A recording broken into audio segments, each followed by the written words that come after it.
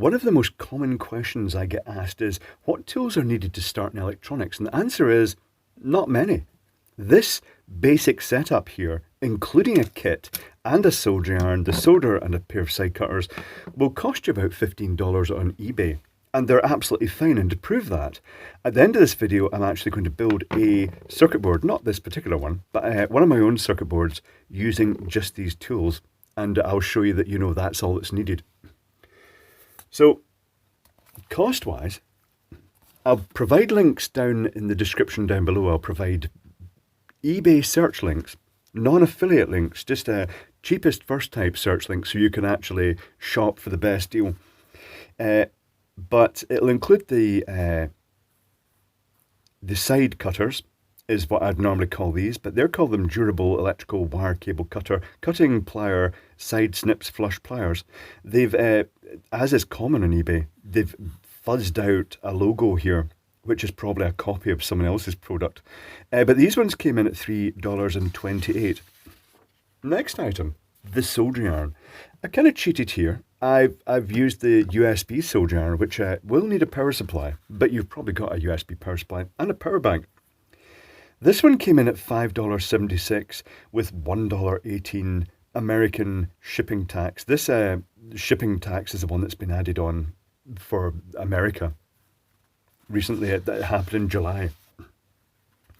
I should mention that these soldering irons have evolved. The first ones had a little touch sensor here and a vibration sensor. So if you bumped them or you just touched it, it would run for a certain length of time. Now they've got a clicky button underneath it that clicks on and clicks off. In fact, you know what? Let's plug that in right now.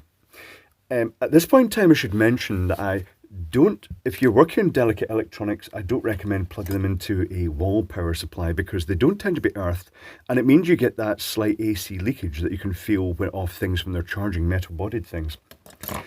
So generally speaking, for sensitive electronics, I'd recommend just using a power supply, a USB power supply like a power bank. So let's pull the cover off this, let's activate the power bank, and let's turn this on. And a little blue LED lights to show it is active. But the new versions of these are different. That button actually selects red, green or blue LEDs inside, and it pulse modulates the power to the tip, so it effectively varies the power. I think that's a bit of a gimmick. The next thing is the solder, and this is a bit of a shady area because the solder that comes from eBay, from the usual sources, is a bit unpredictable. You're getting an alloy. This one claims to be 63% tin, 37% lead, and it claims to have a flux core of about 2% in the middle. But in reality, you don't really know what you're getting, and sometimes it can be quite crusty, and sometimes the flux can be a bit discontinuous. But that came in that small roll, and it is a small roll. If you look at the side here, you can see it's only a few turns before it's down to the plastic, but it's a good start. It came in at $2.39. Last item is a kit. The kit, which used to cost 99 cents inclusive, now carries that $1.18 extra tax, but this is a simple, if you look for keywords like LED, flash, kit, and then most notably the word suite, S-U-I-T-E, that's one that the Chinese commonly use for kits. So let's bring in a little circuit board here. Let's get some of this solder and let's give this a go. So this is a thermally regulated iron. It's a sort of, what's the best way to describe that? It's a balanced regulation iron in the sense that it doesn't have any temperature control. It produces perfectly good solder joints here, but it doesn't have any sort of regulation over the temperature, which a lot of the modern irons do have that, and in many ways that's useful. But if you think about it, for 25 years, I used my Antex XS25, and this is a thermally balanced iron as well. It's a 25 watt iron, it runs at 25 watts all the time, and the temperature the tip gets up to is the point at which the 25 watts going in and the heat dissipation of the tip provides a balanced temperature. And that means that in the summer it will be hotter, than the winter it will be cooler. It's just a generic simple iron, but it's absolutely fine. If anything, they've overcomplicated irons by offering that temperature control facility in them, it can just make things a little bit more complex, although it does suit some certain applications. This solder, it's not bad. It's okay. It's flowing okay, which is nice. See the flux that's coming off this, the vapor. That is the flux that's coming off. I've probably mentioned this in the past. I'll probably mention it again. I might mention it when I'm building the circuit board again. But you shouldn't carry solder to the solder joint, because see that vapor that's coming off? That is the flux boiling off. And if you then carry that over onto a pad, particularly a non-tinned pad, it won't make as good a joint. In this case, it's not so bad because the pad is tinned, but it helps to actually, the correct way to do a joint is to actually touch the soldering iron onto the pad and then flow the solder on, so the flux is liberated into the joint where it's needed, because it cleans the surfaces and mates the solder and makes it flow better. Right, I'm going to turn this off now. Click. It's a neat little iron. The first time I tested these, I was really taken aback by how good they are. It's only 8 watts, but it works very well. If you want to add to your toolkit, a couple of other options are the screwdriver, like the type I use, which I buy mine from Poundland, and it's very similar. You know, they all come from the same sort of style of manufacturer. But you can also get them from eBay if you search for, let me just look that up. If you search for 8-in-1 precision screwdriver, you'll find them. And they only cost about $2.39. The other thing I'd suggest getting is a pair of pliers, and these are commonly referred to as jeweler's pliers, and you've got a wide selection of tips. I recommend the flat tips with the serrated edge for gripping things. They call it sawtooth, but I'd call it sort of blunt, flat, serrated tip. And these came in at $3.21, all very affordable, and they're fine. You know, they're not luxury tools, but they're good enough. You might want to add on to that a pair of wire strippers like these, generic wire strippers. These ones come in at American $4.63, and it's just a simple wire stripper like this. This one was bought from a local supplier. It's notable that I had to glue the spring in, because this one, when it opens, if you let it go, the spring pings out and fires across the room. But it's just basically a series of holes for the different wire sizes, and you choose the closest and use that to strip the wire. What I used to use, and still use a lot, is my Unior wire stripper. But this is more optimized for single wire sizes because you set it to a fixed size. But it's good for an industrial environment. I bought this when I worked with Hussman Refrigeration, not just on the sites doing the installation of the equipment and maintaining it, but also in the factory building the panels. And all the factory electricians used this type of wire stripper because they found the automatic ones just wore out after a while. But these ones are really strong. Right. Okay, so let's put, there's one other thing. Power supplies. When I was young, I used batteries, and there's nothing wrong with using batteries. When you initially start out electronics, if you want to start out in the cheap, I would recommend against buying a super cheap power supply from eBay, because it's sometimes not up to electrical safety standards. It's the sort of thing I'd recommend buying from a local company. Like in the UK, it'd be Rapid Electronics or CPC. In America, it might be DigiKey or Mauser, one of the big companies.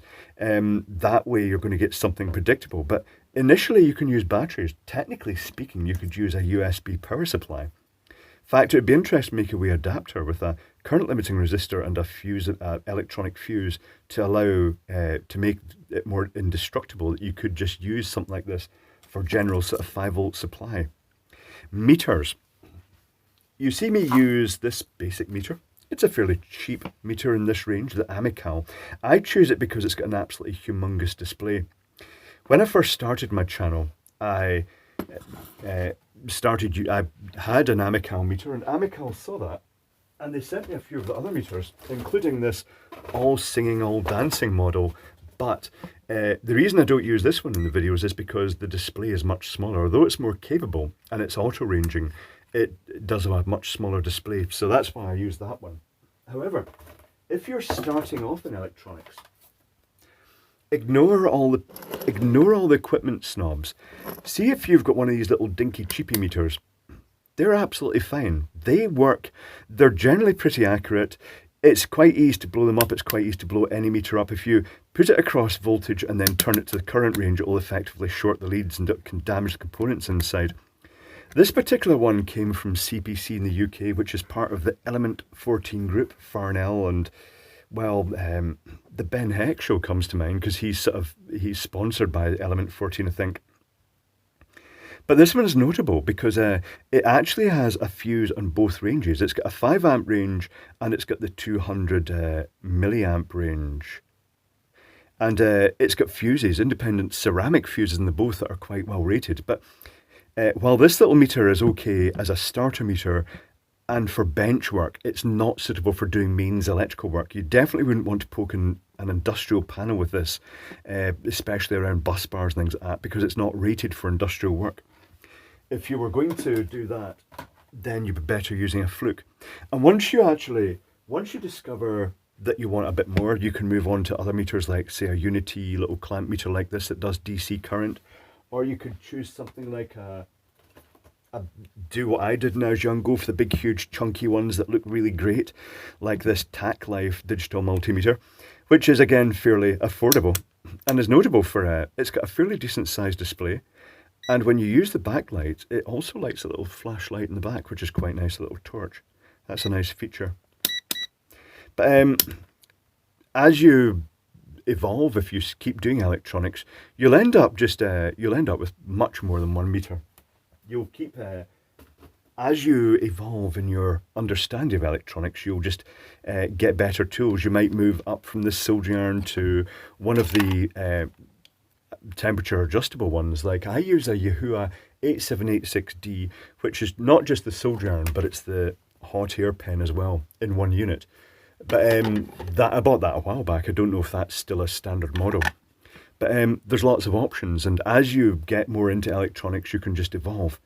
But now, I'm going to get this stuff together, and I'm going to use this soldering iron, and this solder, and the original tools, this here, and we're going to build a module just to show you that you can get started with a basic sub $15 kit. So I'll just get that stuff together now, and I'll be back in a moment. Put your money where your mouth is, big boy. Show us that you can build this module using a cheap soldering iron like this and a cheap pair of snips and cheap Chinese solder.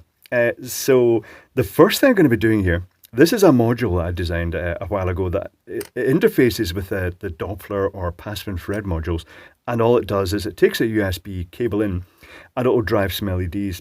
I should put this in my shop, but my shop is kind of closed at the moment because there are problems shipping stuff to America primarily because of strange new postal regulations that have just driven the price through the roof. I shall try and resolve that, but it's not going to be easy. I can see me putting all my circuit board designs online so that people can just basically get them made from China themselves. It's probably the best way ahead. Not ideal, but that's how it's going to be. So I'm putting the USB connector on. This is probably going to be the hardest bit because I'm going to support it by flowing some solder up from the pads here and onto the actual connector. And this is going to be, well, let's chop some of this solder off to make it easier. So this is the flux stinks in this solder. It's very smelly flux. Let's see if this has the thermal mass. It does have the thermal mass. That's pretty good. I remember reviewing this iron and I started off thinking it was going to be crap.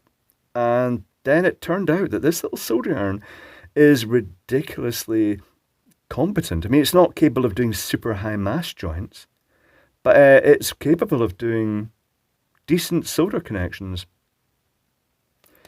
It's not going to be suitable for soldering speaker terminals or stuff like that, but for, hobby kits, it seems fine.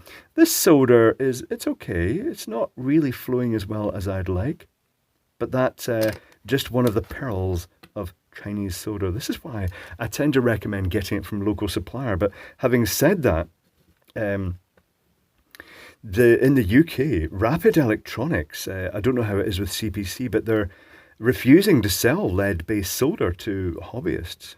It's very strange. I think they're going too far. I don't think that's a requirement of reduction of hazardous substances. So I shall stick these resistors in. I shall just fold them with my fingers rather than use fancy forming equipment. And I'll put all the resistors in at once. And then I'll put a bit of sticky tape over the back, just as I described earlier, just to hold them all in place. So that's a 1 megohm resistor. That's designed to just pull the base or gate of the transistor to a known state, particularly when you're plugging and unplugging your sensor. This is the 1K resistor, which is between the sensor and the transistor. And what this does is it stops it overloading the output of the sensor and just makes it more stable. And the other two resistors are 10 ohm resistors, two of them in series, to limit the current to the LEDs. It's quite a nice little circuit. I have these running 24/7 in the house off power banks, and it just means that the lights light up when you walk past them. It's quite pretty. I sent a load of these out to Patreon supporters when I'd first made them. I've featured this circuit board in it as a project. Did I put the circuit file up? I can't remember, did I? I'm not sure. I should, so you can get a little batch of 5 made yourself. That would be a good idea. Rather than have trying me send them out from the UK with our postal issues. So let's solder this. As with usual with soldering, you apply the soldering iron to the joint and the pad, and then you add a touch of solder, and then you flow it. And the flux is the bit that makes it mate on. You can't carry the solder across on the iron because that all the flux boils off and you just end up with dry solder. This looks okay. I mean, the solder is it's not producing shiny joints. It almost looks like lead-free solder. Or maybe it's just crap. It's probably just crap. It is generic, cheap eBay solder. It's probably what came off the particular alloy from the production line at the time. Not really sure what it is. One of the things that people have mentioned is that sometimes it suddenly stops flowing properly. And there's a good chance that if that happens and you see this vapor not coming off the solder, see how the little wisps of smoke coming off? That is actually the flux vapor. It could be that some of them, the flux is intermittent along the length, and when you're soldering, when it hits the bit that's not got the flux, suddenly the solder doesn't want to stick. I should also mention that it's an intuitive thing that when you're soldering, you will learn to just breathe out gently as you're soldering so that flux fog doesn't go up your snitch. So you don't breathe it in. That's the resistors in. This is all going together pretty well. Am I going to curse the whole project by saying that? Let's pop the transistor in. The transistor is a BC547, but this circuit board was designed to accommodate a variety of transistors, including little MOSFETs. So I shall do what I normally do with the transistors. I shall solder the middle pin first. Oh, I've just grabbed my normal iron just out of habit. It's this little dinky iron here. This feels so strange. It is so light. And I shall just put a little bit of solder on the middle pin. Make sure the transistor is square. It's not perfectly square. I shall make it square. It's now square. And then I shall solder the other pins, being careful not to bridge things together. This is a slightly wider solder than I'd normally use too. I think this is 1mm. It says 1mm on the roll. I normally use a thinner one. Now I'm trying to put the soldering iron back in my normal stand. It's going in this little stand here. Other things you'll be able to do with that soldering iron: burn yourself. Everybody does it at some point. It's normal. It's just part of electronics. That horrible hiss noise when you accidentally put your finger on the iron and then your skin's got that white colour where it got singed, and then it hurts a lot afterwards. So let's try and rock that little connector to a nice central position. Pick up the right soldering iron. Flow the solder on. Is the connector pointing in the right direction? Yeah, it looks pretty level and straight. That's good. This is so strange. This iron is so light. Things worthy of note if you get one of these irons. There's a little plastic cover goes over the end, and the first intuitive thing you tend to do, because it doesn't come off easily, is you tend to unscrew it. And when you unscrew it, this little knurled bit comes off in the plastic cap. That's wrong. This knurled bit is important. It actually holds the heat element on for the connection. So your soldering iron won't work without this here. The correct way to take the soldering iron's cap off is just to pull it off and not unscrew it. That's worth mentioning. That's caught a lot of people out. Right, one last thing is this connector. I shall put this connector in. This is where I may just tack it. Almost like when you're welding and you just put a little tiny tack on just to hold it in place. The reason I'm doing it is because if I linger, it's going to burn my fingers. So I'm just going to put a quick tack on there because I'm holding the other side of the connector, the pins. That looks straight enough. It's not perfectly straight. I shall try and straighten it up. I shall put a bit of pressure in the back and just gently melt that. Is that better? That is better. And then I shall flow the other connection. It surprises me how good these little irons are. They're neat. As I say, they're not going to be great for super high mass joints, but for typical electronic project tasks, it's not too bad. And, you know, the solder, the connections are a bit matte. They're not as nice as if I'd used my normal solder, but they're not bad. Right, okay. I shall turn this off by clicking the little button, and the power bank will turn itself off shortly as well. Right, tell you what, let's get these wire clippings out the way so I don't short anything. Let's plug this in here. Let's get a string of fair lights, little LED lights like this, and plug it in there. Keep it away from the hot iron.